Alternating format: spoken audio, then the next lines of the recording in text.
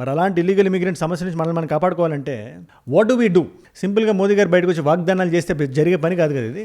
ఆ దిశగా మనం ఏం చేస్తున్నాం?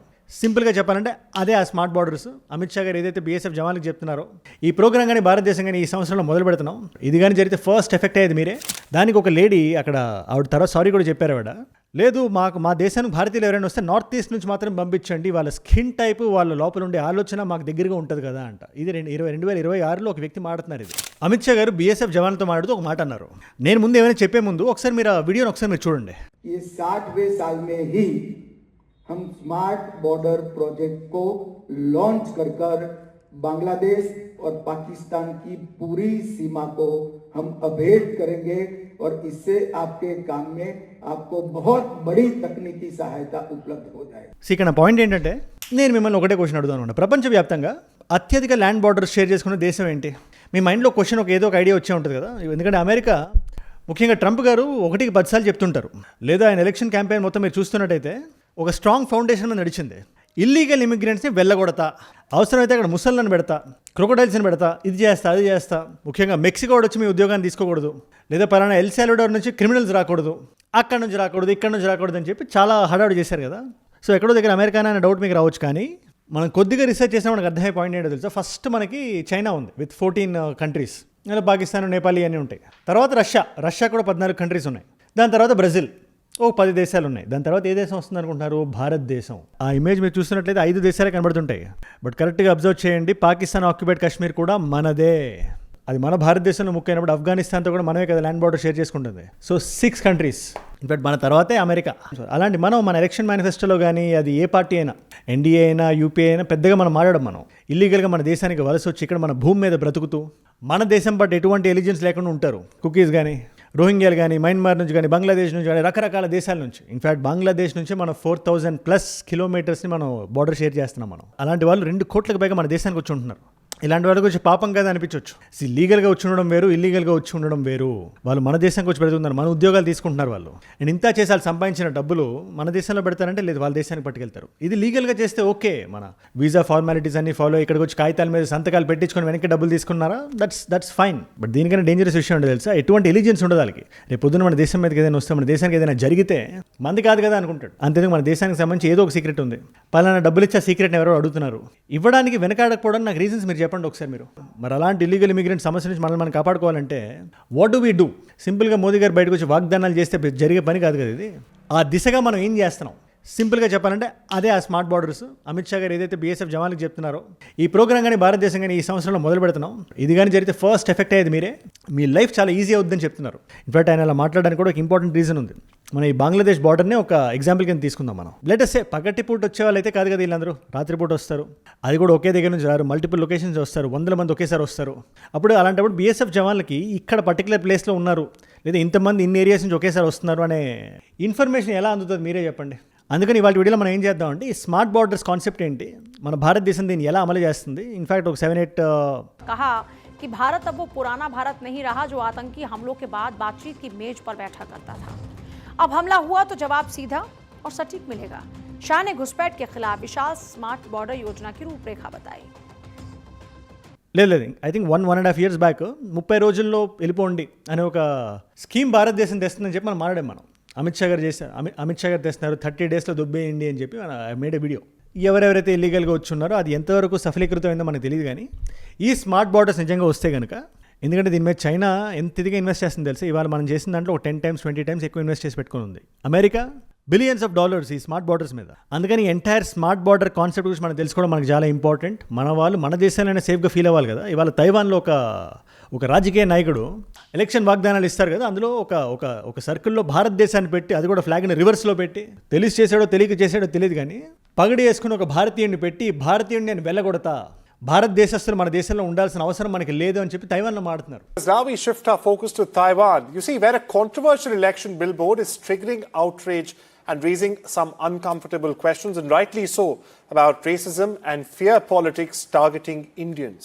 వియట్నాంలో, జపాన్లో, సౌత్ కొరియాలో భారతదేశం మీద జరుగుతున్న రేసిజం గురించి, సాఫ్ట్ రేసిజం గురించి మనం ఎక్కడో దగ్గర వినే ఉంటాం కదా. మరి అలాంటి భారతీయులు మన దేశాన్ని సురక్షితంగా ఫీల్ అవ్వగలగాలి కదా.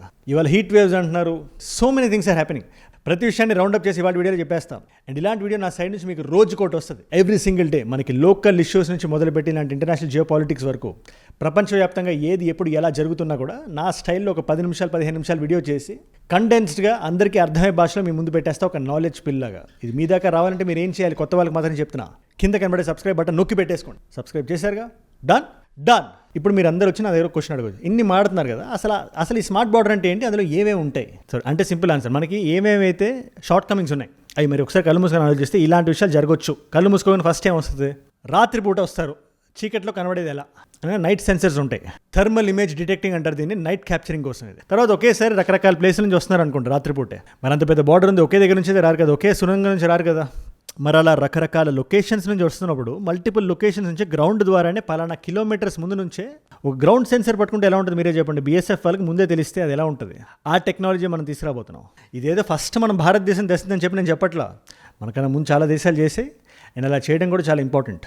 మూమెంట్ని ట్రాక్ చేయడానికి రేడార్ సిస్టమ్స్ కానీ, సస్పిషియస్ యాక్టివిటీ ఏదైనా ఉంటే పట్టుకోవడానికి AI సిస్టమ్స్ కానీ, రియల్ టైంలో ఫీడ్ని ఇవ్వడానికి కమాండ్ సెంటర్స్ కానీ, శాటిలైట్ మానిటరింగ్ అని, బయోమెట్రిక్స్ అని, అబ్బో చాలా బేసిక్గా 80-90% ఇన్ఫిల్ట్రేషన్ని తగ్గించేలా ఉంటుంది ఈ స్మార్ట్ బార్డర్. బట్ దీని అన్నిటికన్నా ఇంపార్టెంట్ విషయం ఏంటో తెలుసా? మనం అంటే మనం కాదు, ఇలా ఇల్లీగల్గా లోపలికి వచ్చే వాళ్ళు ఉంటారు కదా, వాళ్ళందరికీ ఇంత సుజాయిగా, ఇంత హ్యాపీగా, ఇంత జాలీగా లోపలికి ఎలా రాగలుగుతున్నారు చెప్పండి అంటే మన వాళ్ళలో కొంతమంది వాళ్ళకి సహాయపడుతున్నారు కాబట్టి. ఇంటి దొంగల్ని పట్టుకోవడం అంతకన్నా ఇంపార్టెంట్. అది ఏ స్మార్ట్ బార్డర్ చేయలేని పని. ఇవాళ బెంజమిన్ నేతన్యాహు గారిని పట్టుకొని అడిగితే ఆయన క్రిస్టల్ క్లియర్గా చెప్పేస్తారు, ఈ దేశాల్లో ఈ జనాల వల్ల ఈ ఇన్ఫిల్ట్రేషన్ జరుగుతుంది మా దేశం లోపల అని. వాళ్ళ స్మార్ట్ బార్డర్స్ ఎలా ఉంటాయి తెలుసా? వాళ్ళ లోపల నుంచి ఏదైనా ఒక సురంగం వేసుకొని లోపలికి వద్దాం అనుకున్నా దాన్ని కూడా పట్టుకొని బ్లాక్ చేసేలా ఉంటుంది Israel. China is also heavily investing. ఇవన్నీ ఎవరు చేస్తారు? నెక్స్ట్ క్వశ్చన్ మనందరికీ వచ్చేది ఏంటి? సరే, నిజంగా స్మార్ట్ బార్డర్ పెడదాం అనుకుంటే ఈ స్మార్ట్ బార్డర్ని ఎవరు వచ్చి కన్స్ట్రక్ట్ చేస్తారు? ఆ టెక్నాలజీ ఎవరి దగ్గర ఉంది? ఎవరి దగ్గర కొనాలి? ఏంటి ఆ కథ అంటే, అందురల్ అని చెప్పి ఒక కంపెనీ ఉంది, పెలాంటీర్ అని చెప్పి ఇంకో కంపెనీ ఉంది. మీరు Chinese land borders, smart borders మీరు చూస్తే మోస్ట్ ఆఫ్ ఏ దేశాలకైతే స్మార్ట్ బార్డర్స్ కావాలి ఇప్పటిదాకా చాలా దేశాలు ఇన్వెస్ట్ చేయలేదు. చైనా చేసింది, అమెరికా చేసింది, ప్రాబ్లీ ఫ్యూ అదర్ దేశాలు ఇన్వెస్ట్ చేసి, దాని తర్వాత భారతదేశమే. ఇది ఇన్వెస్ట్ చేసి చాలా బలంగా జరగాలని చెప్పి నేనైతే కోరుకుంటున్నా. మిమ్మల్ని క్వశ్చన్ అడుగుదాం అనుకుంటున్నాయి వాళ్ళు. ఇది చేయాలంటే నిజంగా కొన్ని బిలియన్స్ ఆఫ్ డాలర్స్ ఖర్చు అవుతాయి. మన దేశంలో ఉన్న సమస్యలు చాలావా? ఇప్పుడు కొత్త సమస్యగా కొత్త ఇన్వెస్ట్మెంట్ చేసి కొత్త డబ్బులు అక్కడ పెట్టడం కన్నా మన ఇంట్లో జరిగే సమస్యల మీద డబ్బులు పెట్టడం ఇప్పుడు బెటర్ కదా. ఇదంత పెద్ద సమస్య కాదని చెప్పి మీరు అనుకుంటే నాకు కింద రాయండి, అది ఎందుకో కూడా రాయండి. ఇది నేను ఎందుకు అడుగుతున్నానంటే, there is no right answer ఇక్కడ. ఆఫ్ కోర్స్ మన దేశంలో ప్రాబ్లమ్స్ ఉన్నాయి, అది కరప్షన్ అవ్వనివ్వండి, మతం అని, కులం అని, ఇన్ఫ్రాస్ట్రక్చర్ ప్రాబ్లమ్స్ ఉన్నాయి, ఇంకా కొంచెం డీప్కి వెళ్తే మతం అంటారు, కులం అంటారు, రాజకీయం చేస్తారు, వందల్లో ప్రాబ్లమ్స్ ఉన్నాయి. ఇప్పుడు దాని మీద మనం దృష్టి పెట్టడం కరెక్టా, ఇది చేయడం కరెక్టా అంటే రెండు ఇంపార్టెంటే. బట్ మీ దృష్టిలో ఏది ఫస్ట్ చేయాలని చెప్పి మీరు అనుకుంటున్నారో నాకు కింద మీరు కామెంట్స్లో మీరు రాయండి. ఓకే, ఇది నేను ఎందుకు నొక్కి ఒక్క నుంచి మరి చెప్తానంటే, భారతదేశం మీద వాళ్ళు ఏదైతే నెరేటివ్ బయటకు వెళ్తుందో మన అందరికీ తెలుస్తుంది. సరదాగా వేరే దేశం వెళ్ళి మాట్లాడుతుంటే ఒక వేరే దేశస్తుడు మన దేశం గురించి మాట్లాడుతూ, పాకిస్తాన్ భారతదేశం ఆల్మోస్ట్ ఒకటే కదా, వాళ్ళకి వేరే ఇబ్బందులు ఉన్నాయి, మనకి మీకు కుల ఇబ్బంది ఉంది కదా మీకు అంటాడు. కుల ఇబ్బంది భారతదేశంలో ఉంది, బట్ పాకిస్తాన్తో పోల్చేంత ఆయన ఎందుకు అనుకుంటున్నాడు? అది హీఈస్ బీయింగ్ ఫెడ్ దట్. భారతదేశం మీద ఏదైతే నెరేటివ్ బయట నడుస్తుందో దాన్ని మనం ఎప్పుడు అండర్ప్లే చేయకూడదు. ఏం జరుగుతుందో అలాగే మాట్లాడాలి. అండ్ ఇవాళ వియట్నాంలో, సౌత్ కొరియాలో ఏం జరుగుతుందో మనకు తెలుసు. బట్ ఒక వేరే దేశం పేరు నేను చెప్తే మీరు ఏమనుకుంటారు? ఇప్పుడు తైవాన్లో ఒక రాజకీయ నాయకుడు నన్ను కుర్చీలో కూర్చోబెడితే ఇవి చేస్తా అవి చేస్తా అంటారు కదా, అలా ఈ వ్యక్తి ఏమంటున్నాడు? నన్ను కుర్చీలో కూర్చోబెడితే భారతీయులు రాకుండా చేస్తా. అంతేందుకు మీరు ఒకసారి 2023 యాంటీ ఇండియా ప్రొటెస్ట్ తైవాన్ అని కొట్టండి, గూగుల్ చేయండి ఒకసారి. మీరు 100 మంది రోడ్లెక్కి 1, 2, 3 డోంట్ కమ్ హియర్ అని చెప్పి ఒక ప్రొటెస్ట్ చేశారు భారతీయుల మీద, భారతీయులకి అగెయిన్స్ట్గా. ఇందుకు ఒక డిప్లొమాటిక్గా ఒక మెమరాండమ్ ఒకటి సైన్ అయింది అప్పుడు. భారతదేశం నుంచి తైవాన్కి వెళ్ళి కన్స్ట్రక్షన్ వర్కర్స్ అది వెళ్తారని చెప్పి, వర్క్ ఫోర్స్ భారతదేశం నుంచి వస్తుందని చెప్పి. దానికి ఒక లేడీ అక్కడ ఆవిడ తర్వాత సారీ కూడా చెప్పారు ఆవిడ. లేదు, మా దేశానికి భారతీయులు ఎవరైనా వస్తే నార్త్ ఈస్ట్ నుంచి మాత్రం పంపించండి, వాళ్ళ స్కిన్ టైప్, వాళ్ళ లోపల ఉండే ఆలోచన మాకు దగ్గరగా ఉంటుంది కదా అంట. ఇది 2026లో ఒక వ్యక్తి మాడుతున్నారు. ఇది మెలనిన్ ప్రొడక్షన్ వల్ల స్కిన్ కలర్ మారుతుంది. ఈ చర్మం మీద ఉండే రంగు ఇంటెలెక్ట్ని డిసైడ్ చేయదని చెప్పి వీళ్ళకి ఎన్ని సంవత్సరాల తర్వాత అర్థమవుతుందో నాకైతే అర్థం కావట్లా. తర్వాత ఆవిడ వచ్చి బయటికి సారీ చెప్పారు, కానీ ఆవిడ మనసులో ఉండే ఉద్దేశం అదే కదా. లేదా ఈ పొలిటీషియన్ కూడా ఎందుకు గెలుస్తారనే ఉద్దేశంతో కదా భారతదేశం మీద బురద జల్లితే PR కవరేజ్ వస్తుంది, గెలుస్తామని ఒక ఆలోచన. ఇతను గెలిస్తే ఒకవేళ రేపు పొద్దున 10 మంది వచ్చేదే భారతదేశమే చేస్తారు. ఇదంతా ఏంటి? లీగల్గా వీసాలు తీసుకొని భారతీయులు అక్కడికి వెళ్తే మన మీద జరిగే దాడి ఇది బయట. అందుకే ఇట్స్ జస్ట్ ఇన్ఫ్యూరియేటింగ్. తర్వాత జోసెఫ్ వూ అని చెప్పి ఆయన దే డిఫెన్స్ లీడర్ ఎవరో తైవాన్కి సంబంధించి, హీ కేమ్ అండ్ సెడ్ చాలా షేమ్ఫుల్ ఇది సారీ అని చెప్పి. ఇవాళకి కూడా అపోజిషన్ వాళ్ళు చాలామంది తైవాన్లో ఎవరైతే గెలవాలనుకుంటారో భారతీయులను టార్గెట్ చేస్తుంటారు. ముఖ్యంగా తైవాన్ లాంటి దేశం డిఫెన్స్ అనగానే ఫస్ట్ వాళ్ళకి మనమే గుర్తొస్తాం. చైనాతో వాళ్ళకి పడదు, అమెరికా సపోర్ట్ చేస్తున్నట్టు ఉంటుంది, కానీ అమెరికా ఇంత హిపోక్రటికల్ కంట్రీగా మనందరికీ తెలుసు. అలాంటప్పుడు ఏదైనా డిఫెన్స్ డీల్ ఇవన్నీ చేసుకోవాలంటే మనకు భారతీయులు గుర్తొస్తారు. ఇలా బురద రాళ్ళు చెల్లేయాలంటే మనం ఈ విధంగా టార్గెట్ చేస్తారు. దీన్ని కూడా మనకు సీరియస్గా తీసుకొని మన ఫారెన్ పాలసీ సాఫ్ట్గా కూడా కొంచెం హార్డ్గా ఉండాలని చెప్పి నేనైతే భావిస్తాను. దీని మీద మీరే ఉంటారు నాకు కింద కామెంట్స్లో మీరు ఖచ్చితంగా మీరు రాయండి. ఇవాళ మల్టిపుల్ చాయిస్ క్వశ్చన్ మీ అందరికీ. ఇన్ఫాక్ట్ మల్టిపుల్ చాయిస్ క్వశ్చన్ వద్దు, మీరు డైరెక్ట్ ఆన్సర్ రాయండి. మీరు చైనా నుంచి తైవాన్ సెపరేట్ అయిన సంవత్సరం ఏది? ఇప్పటికీ చైనా తైవాన్ తందే అనుకుంటుంది, ఎప్పుడు ఆక్రమించుకుందామని చూస్తుంటుంది. బట్ ఏ సంవత్సరంలో సెపరేట్ అయిందో అఫీషియల్గా తెలిస్తే కింద రండి, తెలుసుకుందాం అనుకుంటే ఇన్స్టాగ్రామ్ గుర్తు చేసేయండి. అక్కడ అజయ్ ఫ్రమ్ ఏజూడ్ అని ఉంటుంది, అజయ్ ఫ్రమ్ అని రాయండి. It's verified profile, tick mark ఉంటుంది, 1+ మిలియన్ ఫాలోవర్స్ ఉంటారు. మీరు టక్ అని వచ్చేయచ్చు. అక్కడ ఇలాంటి వీడియోస్ని రీల్స్లో చూడొచ్చు. నా లైఫ్లో నా చుట్టూ ఏమైనా జరుగుతున్నా, నాకు ఏదైనా వీడియో ఐడియా టాపిక్ మీరు ఇద్దామనుకున్నా కూడా ఇట్స్ అ గ్రేట్ ప్లేస్. డెఫినెట్గా అక్కడ రండి. అండ్ ఏజూడ్ గ్లోబల్ అని చెప్పి మీ నాన్ తెలుగు ఫ్రెండ్స్కి నాకంటే వీడియోస్ మీరు షేర్ చేద్దామనుకుంటే దాన్ని కూడా సబ్స్క్రైబ్ చేసి పెట్టేసుకోండి. అండ్ మీరు ఇక్కడ దాకా ఈ వీడియోలో వచ్చారంటే నా వీడియోస్ మిమ్మల్ని లాకట్టుకుంటే ఒక వాల్యూ పొందుతున్నారు. Thank you so much for that. మీరు ఇస్తున్న ఈ వాచ్ టైం, మీ రిటెన్షన్ ఉంది కదా, ప్రాణం పెట్టి నన్ను పనిచేయడానికి, రోజు నిర్భయంగా నిర్మోహమాటంగా మాట్లాడడానికి నన్ను ప్రేరేపిస్తుంది, ప్రోత్సహిస్తుంది. దానికి మీరే నా ప్రేరణ, యో మై ఇన్స్పిరేషన్. ఇన్ఫాక్ట్ మీరు ఇలా డైలీ చూడడం వల్ల ఎంతమంది కొత్త వాళ్ళకి రీచ్ అవుతుంది అనుకుంటున్నారు. అలాంటి కొత్త వాళ్ళు మీరు కానీ ఉంటే, నేను వీడియో పెట్టగానే మీ దాకా రావాలంటే మీరు ఏం చేయాలి? కింద కనబడే సబ్స్క్రైబ్ బటన్ నొక్కి పెట్టేసుకోండి. సబ్స్క్రైబ్ చేశారుగా, డన్. నేను మిమ్మల్ని మళ్ళీ రేపు ఇంకో వీడియోతో కలుస్తా. మనందరం కలిసి పెరగాలి, కలిసి ఎదగాలి. Let us all grow together. Let us all rise together.